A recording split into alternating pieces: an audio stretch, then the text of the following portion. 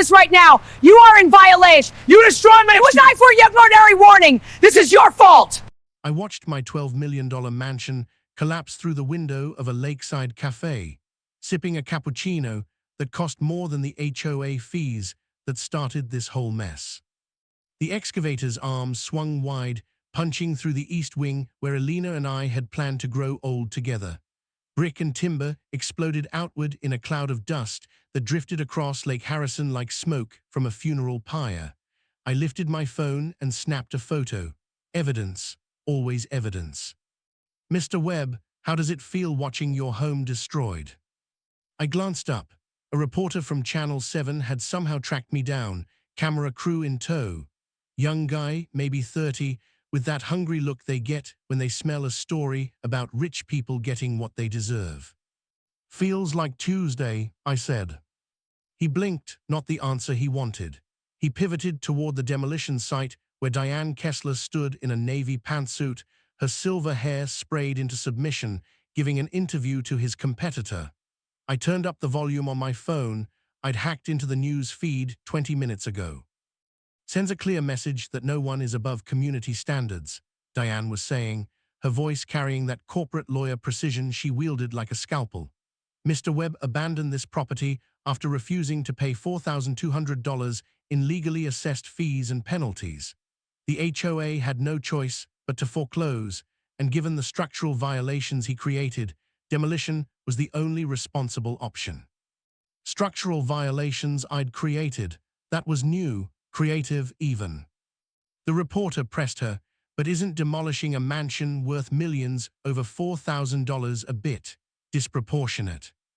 Diane smiled, the kind sharks give before they bite. This isn't about money, it's about principle. If we allow one homeowner to disregard our bylaws, the entire community structure collapses. We have 200 families depending on us to maintain standards. My phone buzzed. Sarah, my lawyer. Tell me you're not actually there watching. I typed back, phase 1 complete, moving to phase 2. You're insane. Probably. I zoomed in on the demolition site with my phone camera. Brad Hutchins stood behind Diane, just out of frame from the news cameras, arms crossed over his expensive suit. Real estate broker, HOA vice president, and professional glad-hander. Even from here, I could see him calculating angles, figuring out how to spin this disaster into a networking opportunity. Next to him, Yolanda Martinez clutched a clipboard to her chest like a shield, her eyes darting between the falling mansion and the news cameras. She looked like she might vomit. Good, she should. The wrecking ball hit the library, Elena's library, the room she'd filled with first editions and leather-bound collections she'd never gotten to read because the cancer moved too fast. I felt something twist in my chest, but I didn't look away, couldn't look away. This was necessary.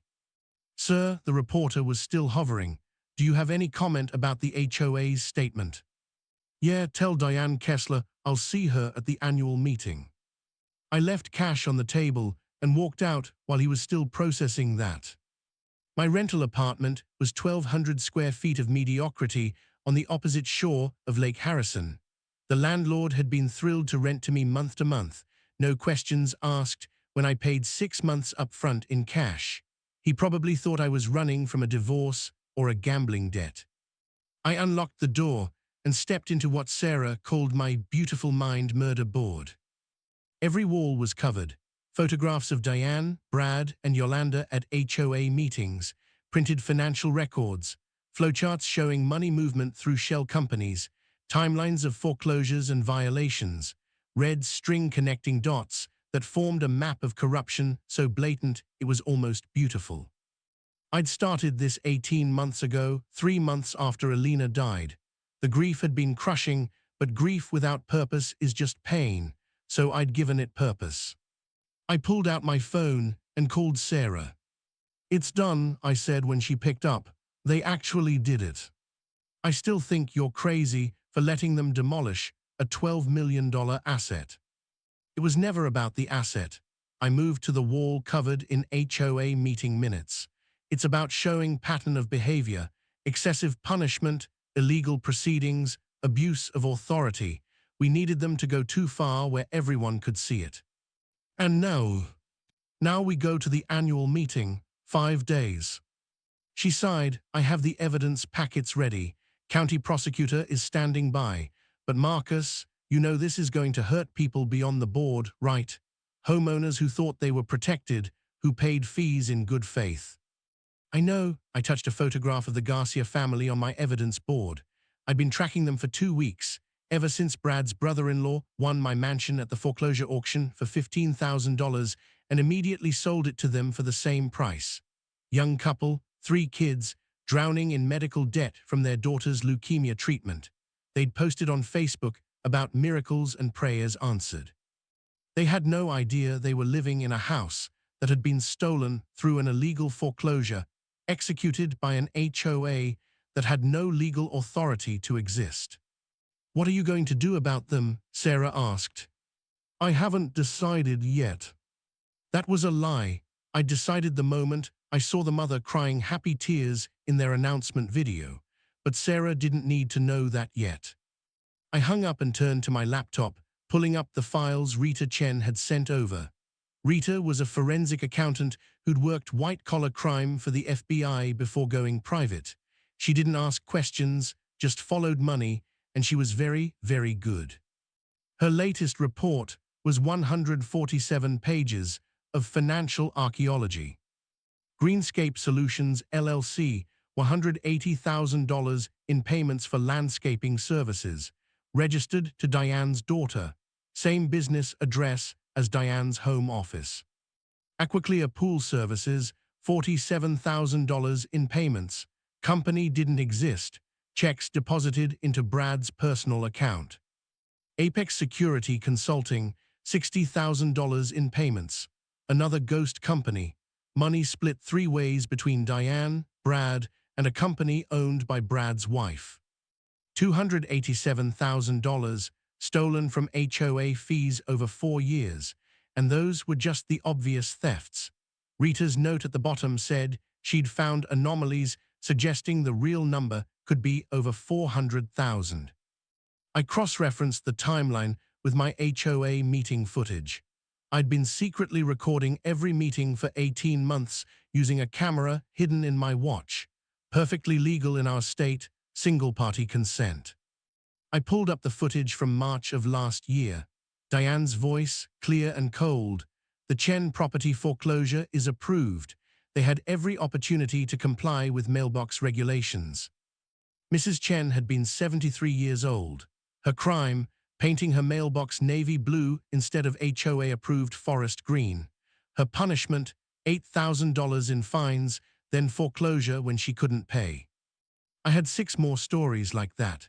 6 families destroyed over petty violations enforced by a board operating under legally invalid bylaws. Because here was the thing nobody knew, the beautiful secret I'd been sitting on for 4 years. When the original developer of Willowbrook Estates went bankrupt in 2015, I didn't just buy a mansion. Through my shell corporation, Cascade Holdings LLC, I'd bought the entire 500-acre development at the bankruptcy auction for $2.3 million. Every square foot of land, the clubhouse, the private beach, the roads, the infrastructure. Everything. The HOA's governing documents had expired when the developer collapsed.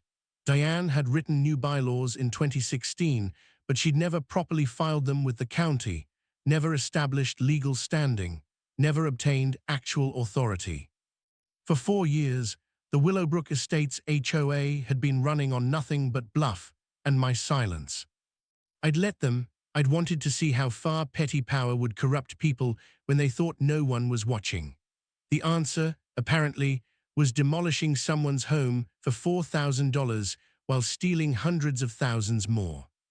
I pulled out my wedding photo, the one I kept in my wallet. Elena smiled up at me, her dark hair catching sunlight on the beach where we'd said our vows. Stage 4 pancreatic cancer had taken her 6 months after we'd bought the mansion. She'd never even gotten to live there. This one's for you, my Amma, I whispered to her image, and for everyone else they hurt. I opened my laptop and started the final preparations. 5 days until the annual meeting. 5 days until I walked into that clubhouse, my clubhouse, on my land, and burned Diane Kessler's little kingdom to the ground. I checked my watch. The demolition should be finished by now. I pulled up the news feed one more time. Diane was still talking, still performing, still convinced she'd won. I smiled and started packing my evidence folders. See you soon, Diane. The parking garage smelled like oil and old concrete. I'd chosen it specifically because it felt appropriately noir, meeting a forensic accountant in shadows while planning to expose white-collar crime. Elena would have rolled her eyes at my sense of drama. Rita Chen's sedan pulled into the spot next to mine at exactly 2:00 p.m. Punctual. I appreciated that in someone I was paying $400 an hour. She emerged with a leather messenger bag and slid into my passenger seat without greeting. All business. You need to see this before we go further. She opened her laptop, and columns of numbers filled the screen. My eyes were decent with spreadsheets, but Rita saw things in data that normal people missed. She'd spent 15 years with the FBI's Financial Crimes Unit before a disagreement about acceptable investigative methods had sent her private. Greenscape Solutions received $180,000 over 38 months, she said, highlighting rows in yellow. Every invoice is identical. Same services, same amount, same description, monthly landscape maintenance, and aesthetic improvements. But Greenscape has no employees, no equipment, no business license in this county. The registered agent is Diane Kessler's daughter, Melissa. Address matches Diane's home office. Rita pulled up another window. The checks get deposited, then 70% transfers to Melissa's personal account within 48 hours. The other 30%, Diane's personal account, listed as consulting fees. I leaned closer. How did nobody notice? Because Yolanda Martinez signs the checks, but Diane prepares the reports. Board meetings show unanimous approval of landscaping budgets, but there's never detailed discussion. It's buried in consent agendas. Rita scrolled through scanned meeting minutes. Classic embezzlement structure. Diane controls information flow. Yolanda provides legitimate signature. Brad provides the third vote. Everyone's complicit. What else? Rita smiled, and it wasn't friendly. Aquaclear Pool Services, $47,000 over 2 years. Company doesn't exist. Checks deposited directly into Brad Hutchins' personal checking account. He didn't even bother with a shell company.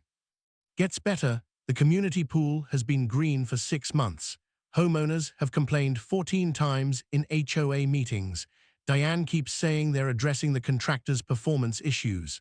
Rita pulled up photos of the swamp-like pool. Meanwhile, Brad's cashing checks for services never rendered. I sat back processing. Total damage. 287,000 confirmed, but I found anomalies in the reserve fund that suggest more. Problem is, I'd need full access to HOA bank accounts to confirm, and right now I'm working off meeting minutes and public records. She closed the laptop. If we report this now, they'll have time to destroy evidence. You need something that forces immediate investigation. I have it, I said. The bylaws are invalid. The HOA has no legal standing. Rita's eyes widened. Since when? Since the developer went bankrupt in 2015. The covenants expired. Diane wrote new bylaws, but never properly filed them with the county. Every lien, every fine, every foreclosure they've executed for the past 4 years is legally void. Jesus, Rita let out a low whistle. That's not just embezzlement. That's fraud, possibly RICO predicates if you can show pattern and conspiracy. I can show pattern. I have 6 families they've destroyed with fake authority. Then you don't need me to prove every dollar. You need me to show enough that federal prosecutors get interested. She reopened her laptop. Give me 3 more days. I'll build you a prosecution-ready package. We shook hands and she left. I sat in my car for another 10 minutes, watching the numbers in my head. 287,000 stolen, 6 families foreclosed, my mansion demolished. All because 3 people wanted money and power and thought nobody would stop them. The country club was trying too hard. Crystal chandeliers, imported marble, waiters in white jackets circling with champagne.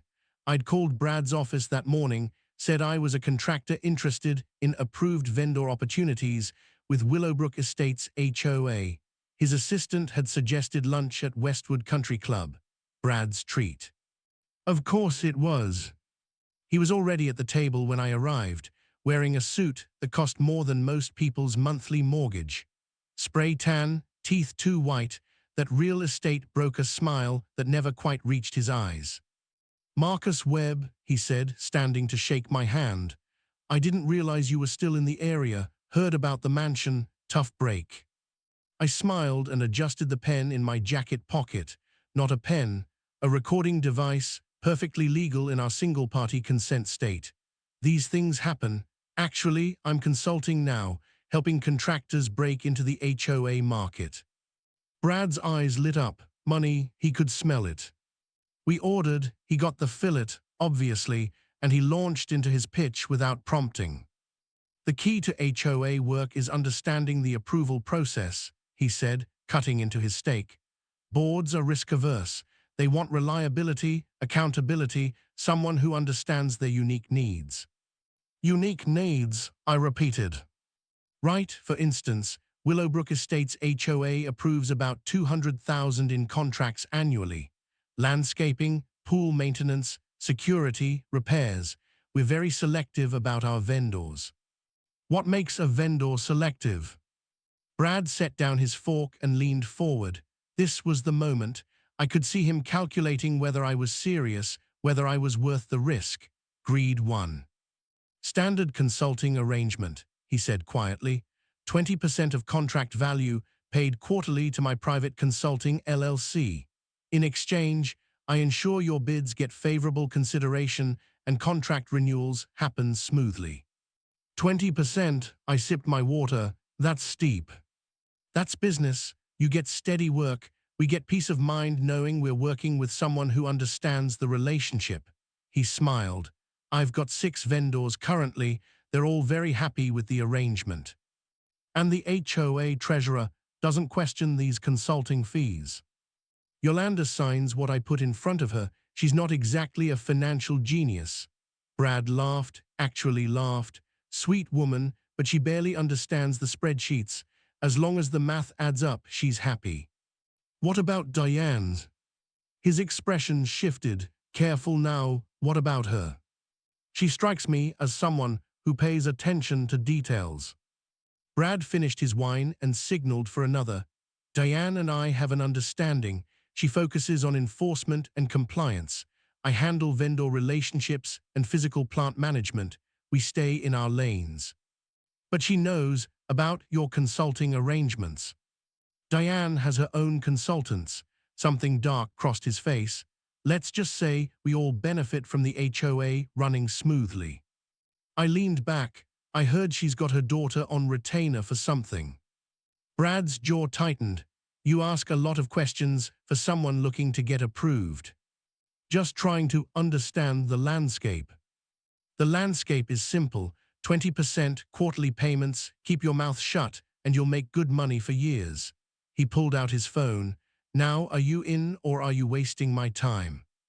I stood up, dropping cash on the table for my untouched lunch. "I'll think about it." "Don't think too long. Vendor slots are competitive." I walked out with Brad's entire corruption scheme recorded in crystal clarity on the device in my pocket. 20% kickbacks, 6 other vendors, Yolanda signing blindly, Diane's understanding with Brad. In my car, I listened to the recording twice. Brad had been so casual about it, so comfortable. This wasn't new behavior, this was routine. I found Yolanda Martinez in the organic produce section of Whole Foods, squeezing avocados with the intensity of someone trying to control at least one thing in their life. "Mrs. Martinez." She jumped, dropping 2 avocados. I bent to retrieve them. "Mr. Webb," her voice was barely a whisper. I didn't expect. Didn't expect to see me still around after you signed off on demolishing my house." Her hands started shaking, actually shaking. An avocado rolled out of her grip and across the floor. I'm sorry, she said. I didn't want. Diane said it was legal. She said you'd abandon the property and you signed the demolition order without questioning it. I'm the treasurer. I sign the financial documents. Diane handles the legal aspects. Yolanda's eyes were wet now, tears threatening. I didn't know there were problems with the bylaws. I swear I didn't know. People were starting to stare. A woman in yoga pants pretended to examine Kale while obviously eavesdropping. I softened my voice. When did you find out something was wrong? 3 months ago. She gripped her shopping cart like it might save her from drowning. I was reconciling accounts and found discrepancies, payments to companies I couldn't verify. When I asked Diane about it, she said I was overstepping my role, that my job was signing checks, not investigating expenditures. Did you push back? I tried. A tear slid down her cheek. She wiped it away angrily.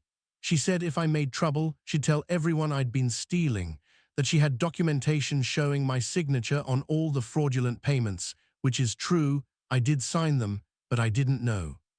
Yolanda, I kept my voice gentle, you're a victim here too. She laughed bitterly. I'm a coward.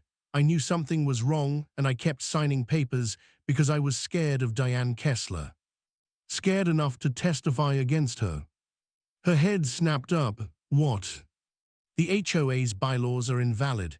Every foreclosure, every lien, every fine for the past 4 years has no legal standing, and Diane's been embezzling, so has Brad. I pulled out my phone and showed her Rita's summary spreadsheet. This is going to federal prosecutors. The question is whether you go down with them or help put them away. Yolanda stared at the numbers, her face going pale. Oh God, that's $287,000, maybe more. She looked up at me, and for the first time I saw something besides fear in her eyes. Anger. What do you need from me? She asked. The truth, all of it, meeting recordings if you have them, emails, anything showing Diane and Brad knew what they were doing. I have everything. I kept copies because I was terrified she'd frame me. Yolanda's hands had stopped shaking. When do you need it? Annual meeting is in 4 days. She nodded slowly. I'll bring everything. I left her in the produce section, probably buying wine instead of avocados now. 1 down, 2 to go. Back at my apartment, Sarah had sent over the final legal analysis. The HOA has no legal standing to exist. Every covenant, restriction, and enforcement action taken since 2015 is void. You own the land. You always have. I printed the deed to Willowbrook Estates and pinned it to my evidence wall. 500 acres, 200 homes, 1 clubhouse. All mine, purchased for $2.3 million at bankruptcy auction, while Diane Kessler was busy writing bylaws that had all the legal authority of a kindergartner's crayon scribbles. 4 days until the annual meeting. 4 days until I walked into my own clubhouse and showed 200 homeowners exactly who owned the ground beneath their feet. I looked at Alina's photo on my desk. Almost there, my Amma, I whispered. Almost there. The Garcia family moved into my mansion on a Saturday morning with a U-Haul truck that looked like it had survived several wars and lost most of them. I watched from my rental balcony through binoculars, feeling like a creep but unable to look away. Miguel Garcia carried boxes that said kitchen and Maria's room in marker. His wife Rosa directed traffic, pointing to where things should go, her voice carrying across the water when the wind shifted right. 3 kids, 2 boys and a girl, raced across the beach like they'd been released from prison. Maybe they had been. Medical debt was its own kind of prison. I zoomed in on the girl, maybe 8 years old, bald head covered with a pink beanie decorated with unicorns. Leukemia, according to the Facebook posts I definitely shouldn't have been reading. In remission now, but the treatment had cost them everything. House, savings, credit. They'd been living in Rosa's mother's basement for 2 years. Then Brad's brother-in-law had bought my foreclosed mansion for $15,000 at the illegal auction and immediately flipped it to them for the same price. A miracle, Rosa had called it in her tearful Facebook video. God's intervention. Not God, just Brad covering his tracks, with a family too desperate to ask questions. The girl, Maria, found a tidal pool and squealed with delight. Her brothers joined her, all three of them crouching to examine whatever lived in there. Rosa took photos with her phone, crying and laughing simultaneously. I lowered the binoculars and felt sick. You could let them keep it, Sarah said that night at Murphy's Bar, a dive near the marina where lawyers went to forget their ethics. You don't need the house. You've got more money than God. It's not about the money. Then what's it about? She sipped her bourbon, studying me with those prosecutor eyes she'd honed before switching to defense work. Because from where I'm sitting, you're about to destroy the life of a family with a sick kid to prove a point about HOA corruption. I'm about to expose a criminal conspiracy that's destroyed 6 other families. I pulled out my phone and showed her the files. Mrs. Chen, 73, foreclosed over mailbox color. David Park, medical emergency meant he couldn't mow his lawn for 6 weeks, lost his home. Janet Williams, wheelchair ramp violated architectural guidelines, which is an ADA violation, by the way. Sarah scrolled through the cases, her expression darkening. Jesus. Diane Kessler did this systematically. She found vulnerable people, hit them with impossible fines, then foreclosed when they couldn't pay. The Garcias are victims too, but they're victims who are living in stolen property. I took a long drink. If I let them keep it, I'm legitimizing the theft. And if you take it back, you're traumatizing children who just got their lives back. The bartender refilled my glass without asking. I watched the amber liquid settle. I started this for Alina, I said quietly. She died before we could live in that house, before we could have the life we'd planned. And I was so angry about it, about losing her, that I wanted someone to pay. The HOA fees thing was supposed to be a test, just to see how far they'd go, but they went further than I imagined. So now what? Now I finish it. I met her eyes, but I protect the Garcias. I don't know how yet, but I will. Sarah raised her glass. You're either the world's most elaborate vigilante, or you're having a very expensive midlife crisis. Can't it be both? We drank to that. Sunday afternoon, I drove to the addresses Rita had given me. The other victims, the families Diane had crushed under the weight of her fake authority. Mrs. Chen lived in a 1-bedroom apartment in a complex that smelled like mildew and broken dreams. She answered the door in a floral housecoat, her white hair thin enough to show scalp. I don't want to buy anything, she said. I'm not selling, I'm Marcus Webb. The HOA foreclosed on my house last month. Her expression shifted from suspicion to something like kinship. The mansion, I saw it on the news. Diane looked very pleased with herself. May I come in? She made tea while I sat on a couch that predated the Reagan administration.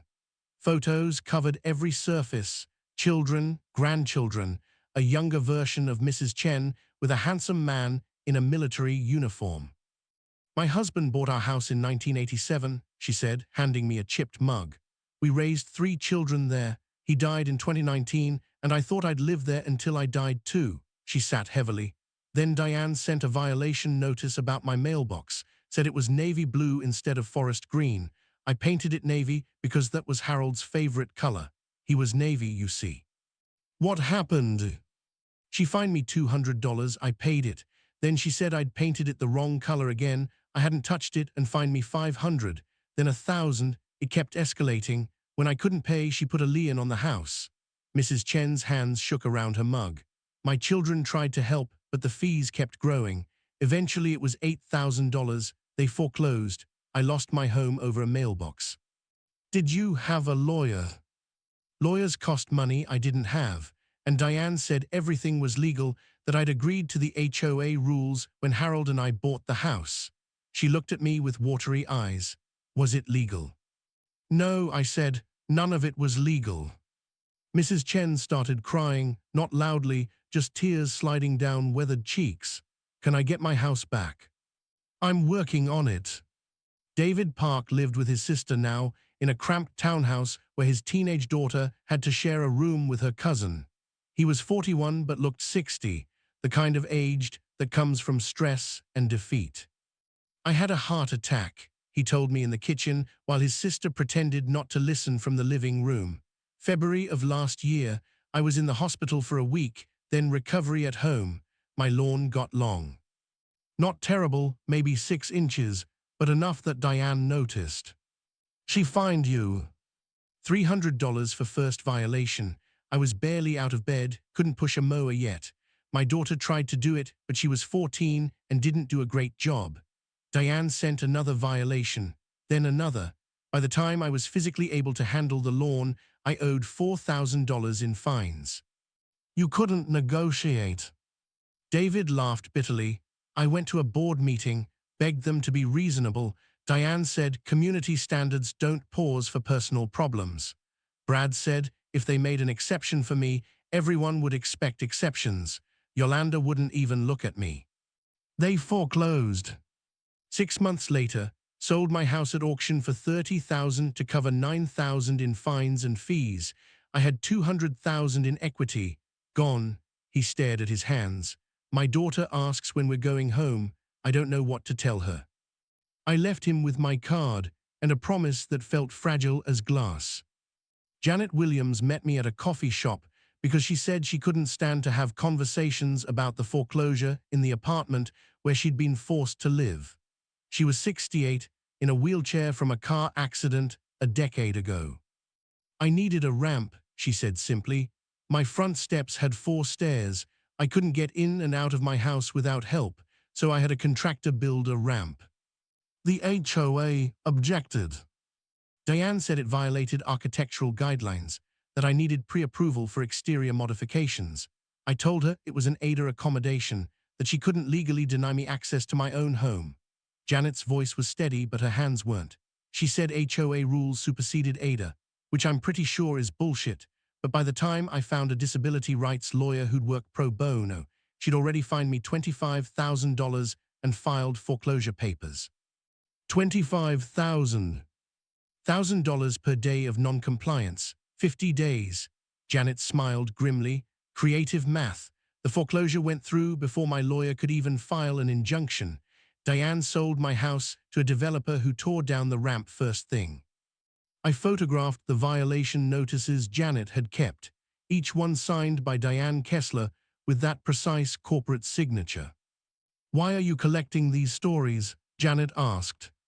Because I'm going to make sure everyone knows what Diane did, and I'm going to try to get your homes back. Can you do that? I own the entire development, I said.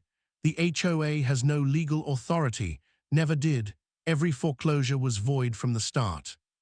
Janet stared at me, then started laughing.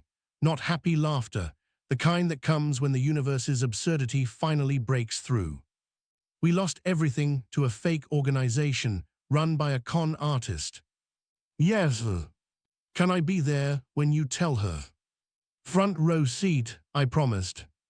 Back at my apartment, I spread the stories across my evidence wall. Mrs. Chen's mailbox, David's heart attack, Janet's wheelchair ramp, 3 more families with similar tailies, 6 people destroyed by Diane's manufactured authority. And now the Garcias, living in my stolen mansion, posting photos of their kids playing on the beach where Alina had wanted to watch sunsets. I pulled up Rosa Garcia's Facebook page.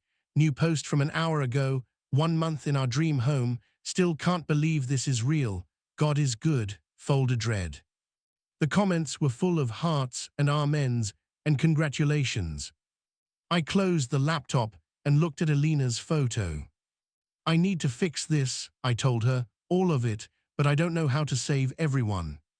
She smiled back at me, frozen in that moment before the cancer, before the pain, when we'd still believed in happy endings. The annual meeting was in 3 days. I started drafting a new plan, one where maybe, just maybe, I could burn down Diane's kingdom without destroying the innocents living in the rubble. It would cost me, the house probably, more money than was reasonable. But watching Maria Garcia hunt for sea creatures in tidal pools with her brothers, alive and laughing after cancer, had nearly taken her. Some things were worth more than revenge. I just had to figure out how to balance justice with mercy before Tuesday night. The community clubhouse held 200 people when packed, and tonight it was packed. I sat in the back row wearing a Mariners baseball cap pulled low, watching homeowners file in with the resigned expressions of people attending mandatory corporate training. Diane stood at the front podium, arranging papers with the precision of a surgeon preparing for an operation. She wore a charcoal suit that probably cost $2,000, paid for, I knew from Rita's analysis, with embezzled HOA funds laundered through her daughter's fake landscaping company. Brad worked the room, shaking hands and slapping backs, his real estate broker smile plastered on like cheap spackle. Every conversation was a networking opportunity, every handshake a potential commission. He'd sold 4 houses in Willowbrook this year alone, all to buyers who trusted the HOA vice president to steer them right. Yolanda sat at the treasurer's table, staring at her laptop screen like it contained the secrets of the universe or her own damnation, probably both. She hadn't looked up once since I'd entered. Sarah sat 3 rows ahead of me, her leather briefcase on her lap. Inside were copies of every document we'd need, the expired covenants, the unfiled bylaws, Rita's financial analysis, the deed showing my ownership. Also inside, a county prosecutor on speed dial and 2 deputies waiting in the parking lot. "Good evening, everyone," Diane's voice cut through the chatter like a knife through butter. "Let's begin with our fiscal year review." She clicked to a PowerPoint slide showing the HOA's financial summary. Revenue, expenses, reserve fund balance. Everything looked perfectly legitimate if you didn't know how to read between the lines. "As you can see, we've maintained fiscal responsibility while enhancing community standards," Diane continued. "Our reserve fund has grown by 12%, and we've successfully resolved several long-standing compliance issues." A man in the 3rd row raised his hand. "What happened with the Webb mansion? I heard it was worth millions." Diane's smile could have frozen vodka.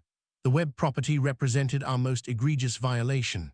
The owner abandoned the property and refused to pay over $4,000 in legally assessed fees. The HOA was forced to foreclose, and given extensive code violations created by the owner's neglect, demolition was the only fiscally responsible option. Applause, actual applause. I watched neighbors who'd probably never met me clap because Diane had painted me as the villain in her story. "This action demonstrates that no one, regardless of wealth or status, is above community standards," Diane said.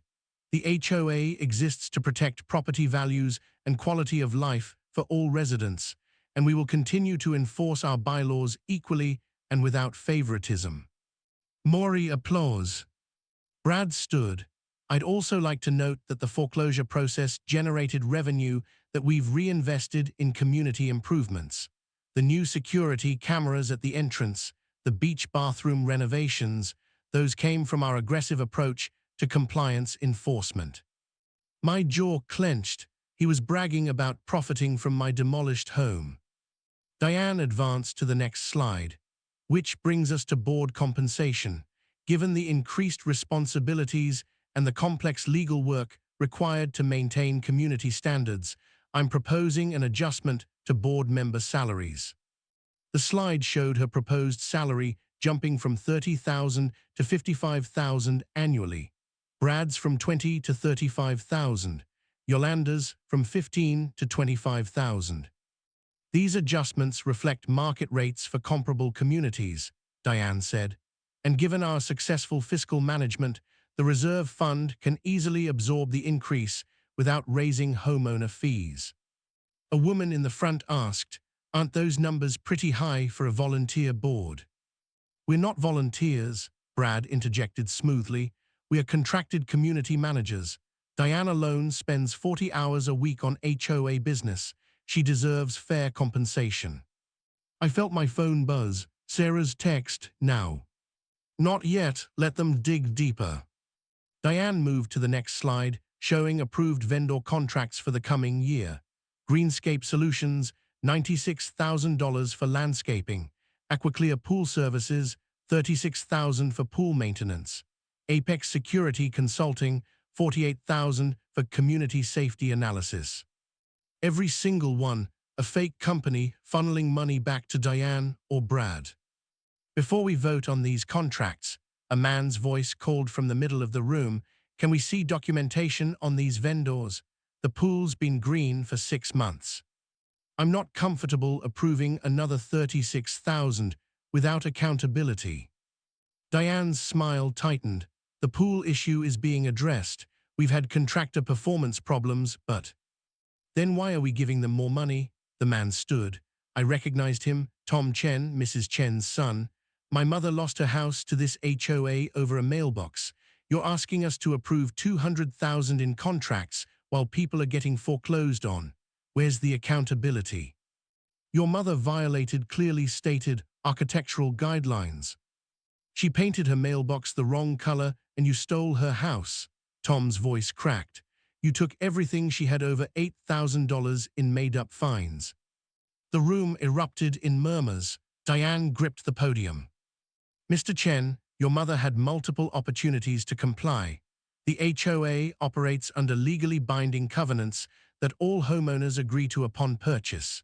We don't make these decisions lightly, but rules must be enforced consistently or they become meaningless. I stood up, removing my baseball cap. I have a question about those legally binding covenants. Every head turned. Diane's face went from annoyed to shocked to carefully blank in 3 seconds. Mr. Webb, I didn't realize you were still attending community meetings. Hard to stay away from my own property. I walked down the center aisle. Homeowners shifted in their seats, creating a path. You mentioned legally binding covenants. Which covenants are those exactly? The Willowbrook Estates Declaration of Covenants, Conditions, and Restrictions, originally filed in 1997 and updated. In 2016, correct, after the original developer went bankrupt in 2015. Diane's jaw tightened. The board updated the governing documents to reflect current community needs. Did you file those updated documents with the county? Silence. Brad shifted in his seat. Yolanda stared at her laptop screen like it might save her. The documents were properly drafted by legal counsel and approved by the board. That's not what I asked. Did you file them with the county recorder's office as required by state law for covenants to have legal standing? A man in the 4th row stood up. I recognized him from his LinkedIn profile, David Morrison, real estate attorney, Sarah's Plant. Ms. Kessler, that's a yes or no question. Were the 2016 covenants officially filed and recorded? Diane's hands gripped the podium so hard her knuckles went white. The technical filing process doesn't negate the board's authority. Actually, it does, David said. Covenants without proper recording have no legal standing, which means any enforcement actions taken under those covenants are void. The room exploded. Homeowners talking over each other, demanding answers. Brad tried to interject, but got shouted down. Yolanda looked like she might pass out. Everyone calm down, Diane's voice cut through the chaos. This is a frivolous technicality being raised by a disgruntled homeowner who... I'm not just a homeowner, Diane. I walked to the front and took out my phone, connecting it to the projector. The screen behind Diane lit up with a document. This is the deed to Willowbrook Estates, all 500 acres, the land your houses sit on, this clubhouse, the beach, the roads, everything. I zoomed in on the owner line, Cascade Holdings, LLC. And this, I pulled up the next document, is the corporate registration for Cascade Holdings, managing member Marcus Webb. The silence was absolute. 200 people processing the same impossible information simultaneously. I bought this entire development at bankruptcy auction in 2015 for $2.3 million. I've owned it ever since. Every square foot of land you're sitting on belongs to me. Diane's face had gone from white to red. That's impossible. We operate under valid. You operate under nothing. The original covenants expired when the developer went bankrupt. You wrote new bylaws but never filed them. For 4 years, this HOA has had zero legal authority. Every lien you've filed, every fine you've assessed, every foreclosure you've executed, including mine, is legally void. Chaos again, homeowners shouting questions, someone yelling about property rights, another person demanding to know if their deed was valid. Your deeds are fine, I called over the noise. Your homes are yours, but this HOA, it's been a fantasy, a performance, and I let it continue because I wanted to see how far you'd take it. Brad stood, his face purple. This is slander, you can't just. It's not slander if it's documented. I pulled up Rita's spreadsheet. Greenscape Solutions, $180,000 paid to a company owned by Diane's daughter. Company has no employees, no equipment, performs no actual services. 70% of payments transfer to Melissa Kessler's personal account. 30% to Diane's account listed as consulting fees. Gasps, someone shouted, what the hell? Aquaclear Pool Services, $47,000 deposited directly into Brad Hutchins' personal checking account. Company doesn't exist. Pool has been green for 6 months. Brad started moving toward the exit. Sarah stood, blocking his path. Apex Security Consulting, $60,000 split between Diane, Brad, and a company owned by Brad's wife. No security analysis was ever performed. You can't prove any of this. Diane's composure cracked. These are legitimate business expenses approved by the board. By a board operating under fake authority, using that fake authority to embezzle homeowner fees. I looked directly at her. $287,000 confirmed, probably more, and I have every receipt, every transfer, every fake invoice. The room erupted again. Tom Chen pushed toward the front. You foreclosed on my mother while stealing hundreds of thousands. Other voices joined. What about the Williamson foreclosure? Did you steal from us too? I paid $15,000 in fines last year. Diane tried to speak, but couldn't be heard over the anger. Brad edged toward a side door. Yolanda sat frozen, tears streaming down her face. I raised my hands for quiet. Here's what happens next. I'm establishing a real HOA with proper legal standing. Fees drop to $200 monthly. You elect the board, no more self-appointed tyrants. All financial records public. Anyone victimized by the previous board gets compensated from recovered funds. What about our foreclosures? Tom Chen demanded. Every illegal foreclosure is voided. I'll work with each family individually to restore property rights. A woman in the back stood, Rosa Garcia, my stomach clenched. We bought the Webb mansion. Are you taking it back? Every eye in the room turned to me. I looked at Rosa, at her terrified expression, thought about Maria hunting for sea creatures with her brothers. No, I said, the auction was illegal, but I'm selling you that house for exactly what you paid, $15,000. Clean deed, no mortgage, no strings. Rosa's hand went to her mouth. Miguel, sitting beside her, looked like he might cry.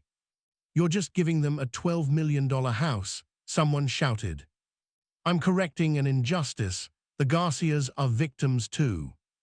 The side door burst open. 2 county deputies entered, followed by a woman in a county prosecutor's jacket. Diane Kessler, the prosecutor held up a badge. We have a warrant for your arrest on charges of embezzlement, fraud, and conspiracy. Diane's face went dead white. You can't, I have rights. You have the right to remain silent, the deputy said, pulling out handcuffs. Brad bolted for the opposite exit. The second deputy was already there. They had him on the ground in 5 seconds. The prosecutor looked at me. Mr. Webb, thank you for your cooperation. I nodded. Diane fought the handcuffs, screaming about lawyers and wrongful arrest as they walked her out. Brad went quietly, probably already calculating plea bargain options. Yolanda sat at her table, not moving as the prosecutor approached her.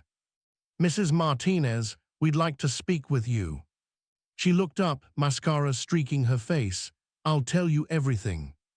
The clubhouse emptied slowly, homeowners leaving in stunned clusters. Sarah appeared at my side. You gave them the mansion. Yeah, Elena would have liked that. I hope so. We stood in the empty clubhouse, my clubhouse, on my land, and watched the sheriff's cars drive away with Diane and Brad inside. The Channel 7 news van was parked outside Diane Kessler's house at 6 in the morning when the FBI arrived. I watched the live feed from my rental apartment, coffee in hand, as federal agents in windbreakers carried boxes of documents out of her colonial-style home. The same reporter who'd interviewed her at my mansion demolition was doing the coverage now. The irony wasn't lost on me. Federal agents executed a search warrant early this morning at the home of Diane Kessler, former president of the Willowbrook Estates HOA, the reporter said into the camera. Kessler was arrested 2 weeks ago on state charges of embezzlement and fraud. Sources tell us the FBI is now investigating potential wire fraud and RICO violations spanning multiple HOA communities. The camera panned to show Diane being walked out in handcuffs, her expensive suit replaced with an orange jumpsuit. Her lawyer, a sharp-looking woman in her 30s, walked beside her, speaking urgently. Diane's face was blank, shock having stripped away that corporate precision she'd wielded like armor. My phone buzzed. Sarah's text. FBI found connections to 3 other HOAs. She was running the same scam in Bellevue, Tacoma, and Spokane. I replied, how much total? Over $1 million. They're calling it a multi-jurisdictional fraud ring. I set down my coffee and watched agents carry out a computer, file boxes, framed documents. One agent held an evidence bag containing what looked like checkbooks. Diane had been busy. The news feed cut to footage of Brad Hutchins being arrested at his real estate office the previous week. His mugshot showed him wearing a t-shirt that said "World's Best Realtor" with a cartoon house. Even in crisis, Brad couldn't resist branding. Hutchins faces separate charges related to contractor kickbacks and falsifying HOA documents, the reporter continued. Combined, prosecutors say Kessler and Hutchins stole nearly $400,000 from Willowbrook Estates homeowners over 4 years. $400,000. Rita had been right about finding more once the FBI got full access to bank records. My phone rang. County Prosecutor Jennifer Walsh. Mr. Webb, wanted to give you a heads up. We're expanding charges. The FBI found evidence Diane was coaching other HOA board members on how to structure similar embezzlement schemes. She was essentially running a consulting business, teaching people how to steal from their neighbors. Jesus. Gets better. We found emails where she advised an HOA in Tacoma on how to foreclose on a property for pennies on the dollar, then flip it through shell companies. She was getting 20% of the profit. I sat down hard. How many families? We are still counting. At least 40 foreclosures across 4 communities that show her fingerprints. Could be more. Jennifer's voice was tight with anger. She turned HOA tyranny into a business model. What's the sentence looking like? Federal prosecutors are talking 15 to 20 years if she doesn't cooperate. Brad's looking at 8 to 10. They're both going to prison, Marcus. That's a promise. After we hung up, I pulled up Diane's LinkedIn profile. It was still active. Her headline read, Community Management Specialist, HOA Governance Expert, Creating Thriving Neighborhoods. I screenshot it for evidence and closed the laptop. Yolanda Martinez sat across from me at the same diner where we'd first talked seriously 3 days after the arrests. She looked like she'd aged a decade in 2 weeks. Her hair was pulled back in a severe bun, no makeup, hands wrapped around a coffee cup she wasn't drinking from. The prosecutor offered me immunity, she said quietly, full cooperation in exchange for testimony against Diane and Brad. Are you taking it? Already did. I gave them everything yesterday, 8 hours of testimony, every document I'd saved, every email, every meeting recording I'd made because I was terrified Diane would frame me. She finally looked at me. I know what you think of me. What do I think? That I'm a coward who enabled criminals because I was too scared to speak up. I considered that. You were scared. Fear doesn't make you evil, but you did enable them. I know, her voice cracked. I signed every fake invoice, every fraudulent check. Mrs. Chen lost her home because I signed the foreclosure papers. David Park, Janet Williams, all of them. My signature is on every document that destroyed their lives. Did you profit from it? No, I never took $1 beyond my treasurer's salary. Diane offered me kickbacks twice. I said no both times. Yolanda laughed bitterly. Like that makes me a hero. I didn't steal, I just helped them steal and did nothing to stop it. A waitress refilled our coffee. We sat in silence until she left. What did you tell the prosecutors? I asked. Everything, how Diane recruited me 6 years ago, how she slowly pulled me into the scheme by making me sign documents without explaining them, how she threatened to frame me when I started asking questions. Yolanda pulled out a tissue. I told them about the foreclosures, how Diane would target vulnerable homeowners, specifically elderly people, families with medical issues, anyone who seemed weak. She said they were easier to push around. My hands clenched around my coffee cup. I told them about the other HOAs too. Diane consulted for them. She'd charge $5,000 to review their governance documents, then she'd show them how to set up shell companies and embezzlement schemes. She called it optimizing revenue streams. Yolanda's eyes were wet now. She was teaching people how to steal from their neighbors and billing them for the education. The prosecutor said 40 families minimum. It's more than that. Diane kept a spreadsheet. She was proud of it, called it her success tracker. Every foreclosure, every family displaced, she'd mark it down like sales numbers. Yolanda's voice dropped to a whisper. There were over 100 entries. I felt sick. Will my testimony put her away? Yolanda asked. Jennifer says 15 to 20 years federal time. Good, the word came out hard. I hope she dies in there. Is that wrong to say? After what she did, I think you're entitled. Yolanda wiped her eyes. What happens to me now? That depends. What do you want to happen? I want to make it right, however I can. I know I can't give people back the years they lost or undo the damage, but I want to try. She looked at me desperately. How do I make it right? You already started. You testified. You gave prosecutors what they needed. I pulled out an envelope I'd prepared. Now help me fix what we can fix. Inside were documents for the Victim Compensation Fund. I'd seeded it with $2 million, recovered embezzlement money plus my own contribution, but it needed administration. I need someone to work with the foreclosure victims, help them navigate getting their properties back, access the compensation fund, rebuild their lives, someone who understands what happened and genuinely wants to help. I slid the envelope across. You interested? Yolanda stared at the documents. You want me to help them after what I did? You're the only board member who didn't profit, who was manipulated instead of malicious, and you know every detail of every foreclosure because you signed every paper. I leaned forward. You can spend the rest of your life feeling guilty, or you can spend it actually helping. Your choice. She opened the envelope with shaking hands. Position description, Victim Services Coordinator. Salary, $60,000 annually.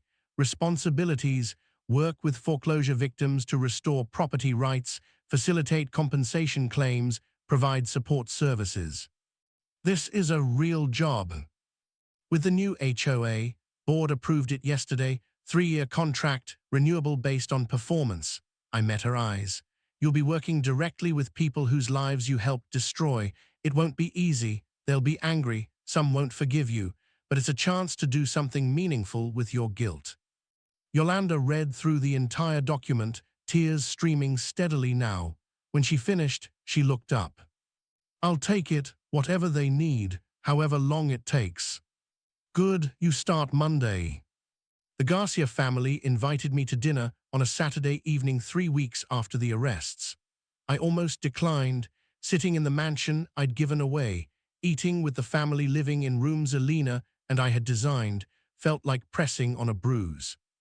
But Maria had drawn me a picture of a sea turtle, and Rosa had hand-delivered it with an invitation written on stationery that said, "Our home" at the top, and I couldn't say no to that. Miguel grilled salmon on the deck while the kids played on the beach. Rosa gave me a tour of what they'd done with the place, paint colors changed, furniture that was clearly second-hand but clean and loved, photos of their family everywhere. We kept some of the original design, Rosa said, running her hand along the kitchen counter. The bones of this house are beautiful, we just made it ours.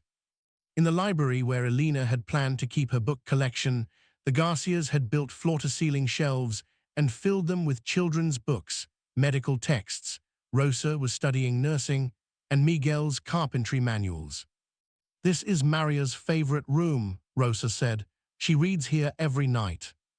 I thought about Elena, about how she'd wanted this exact thing, a home filled with books and family and life. She just hadn't lived to see it. "It's perfect," I said and meant it. Dinner was chaotic in the way that family meals with 3 kids always are.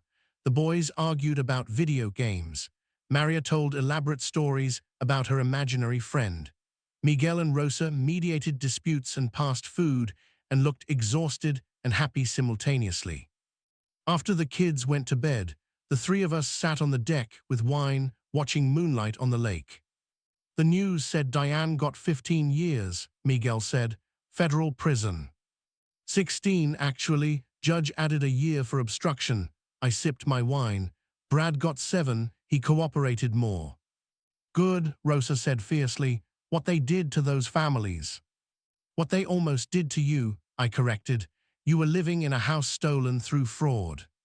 "But you fixed it." Miguel looked at me. "You didn't have to give us this house. You could have taken it back, sold it for what it's actually worth. Instead, you sold it to us for $15,000. Cheaper than my therapy bills would have been if I'd kicked out a family with a kid who survived cancer." Rosa laughed. "Whatever your reasons, we're grateful. Maria calls you the mansion angel. She thinks you're magic." "I'm just a guy who got angry and decided to do something about it." "You did more than something. You exposed criminals, helped dozens of families get their homes back, and gave us a miracle." Miguel raised his glass.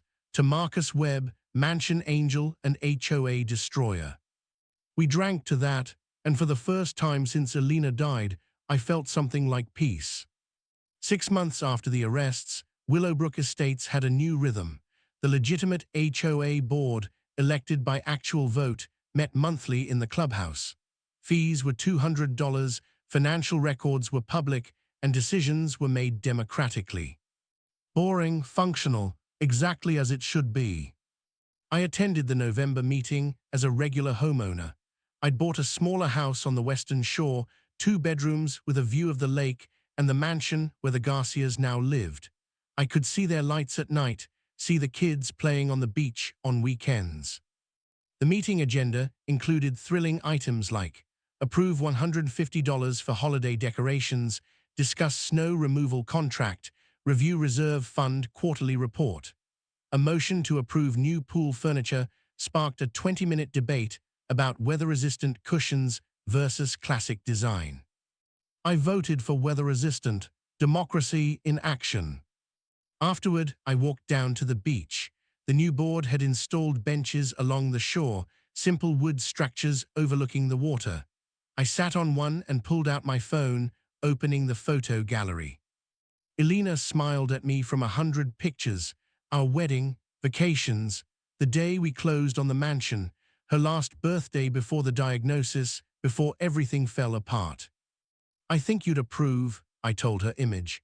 "The Garcia kids are happy. Mrs. Chen got her house back. Tom moved in with her to help with expenses.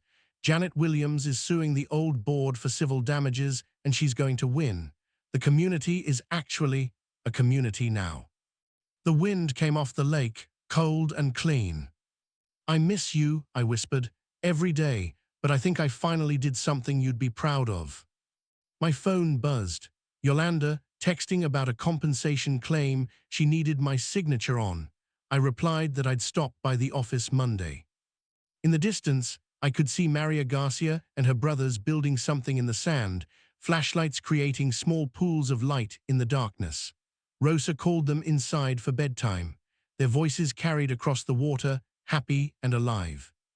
I paid my HOA fee the next morning, $200 by check, memo line reading, gladly. Because this time, the HOA actually meant something. This time, we'd gotten it right.